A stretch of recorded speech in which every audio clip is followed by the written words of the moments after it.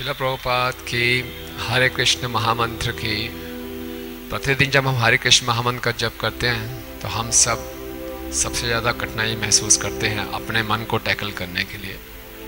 और मन हमें कई कई तरीके से हमें धोखा देता है, चीट करता है। फिर भी मुख्यतः इसको 4 श्रेणियों में बांटा जा सकता है कि किस प्रकार से मन हमें भ्रमित कर देता है। नंबर 1, मन हमें या तो भविष्य की ओर ले जाता है या भूतकाल की ओर। हम जब करते करते कई प्रकार की योजनाएं बनाते हैं और हमें लगता है कि बहुत ही अच्छा आइडिया है, इसको ऐसे करेंगे वैसा करेंगे, या फिर भूतकाल के बारे में ऐसा होना चाहिए था वैसा होना चाहिए था, और पता भी नहीं चलता हमारा कितना समय बीत जाता है। दूसरे तरीके से मन हमें चीट करता है।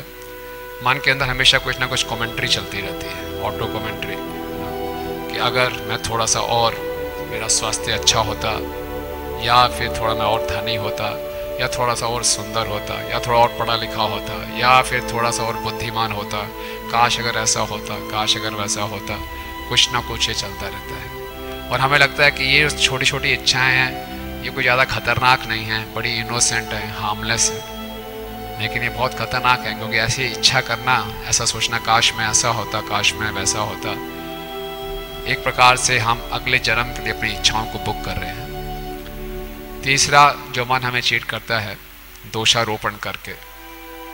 किसी ना किसी को, हम कोई भी व्यक्ति हमारे सामने आ जाएगा जब करते समय, उसके अंदर दोष ही दोष हमें दिखाई देंगे, है ना। उससे गुस्सा आता रहेगा, उस पर दोष निकलेगा। और चौथा जो होता है, कई बार हम अपने आप को ही कोसना शुरू कर देते हैं, सेल्फ डिस्ट्रक्टिव मोड में चले जाते हैं। मैं किसी काम का नहीं हूँ, किसी योग्य नहीं हूँ, कुछ नहीं कर पा रहा। तो ये सारे के सारे जो तरीके हैं मन के, मन ऐसा क्यों करता है?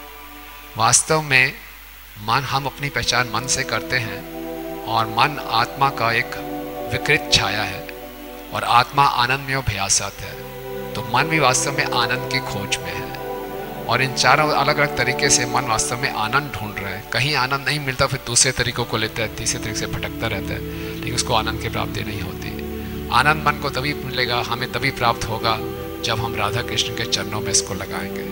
और इसकी शुरुआत होती है राधा कृष्ण के नाम हरे कृष्ण महामंत्र के द्वारा। लेकिन हरे कृष्ण महामंत्र को नाम चिंतामणि कृष्ण चैतन्य रस विग्रह, ये चिंतामणि के समान है। चिंतामणि किसी भी लोहे को छूती है, उसको सोने में बदल देती है। तो किसी ढंग से अगर हम हरे कृष्ण महामंत्र को अपने मन के संपर्क में ले आएँ, ऐसे यही जप कहलाता है। तो जब जप में मन और मंत्र को आपस में मिला देंगे, तो हमारे मन की जो उल्टी सीधी इच्छाएं हैं वह सोने के समान हो जाएंगी, भगवान की सेवा की इच्छा में परिवर्तित हो जाएंगे, और फिर हमें असली आनंद की अनुभूति होगी और अपने स्वरूप की तरफ हम बढ़ेंगे। तो इसलिए कैसे मन को जब उल्टे सीधे से विचार हैं तो क्या करना चाहिए? मन को केवल हम नेग्लेक्ट करें, उसकी उपेक्षा करें, और अपना फोकस लाएं शब्द ध्वनि पे। मुझे शब्द ध्वनि सुनी है, राधा कृष्ण के चरणों को प्राप्त करना है। जहाँ मन की ये नेचर है, जहाँ हम उस चीज़ को फोकस करेंगे, वही चीज़ और शक्तिशाली हो जाएगी। तो इस प्रकार से बार बार जब शब्द ध्वनि को सुनने का आदेश देंगे मन को, तो हम उल्टे सीधे विचारों से बचेंगे और हरे कृष्ण महामंत्र के पूर्ण लाभ को प्राप्त करेंगे। हरे कृष्ण महामंत्र की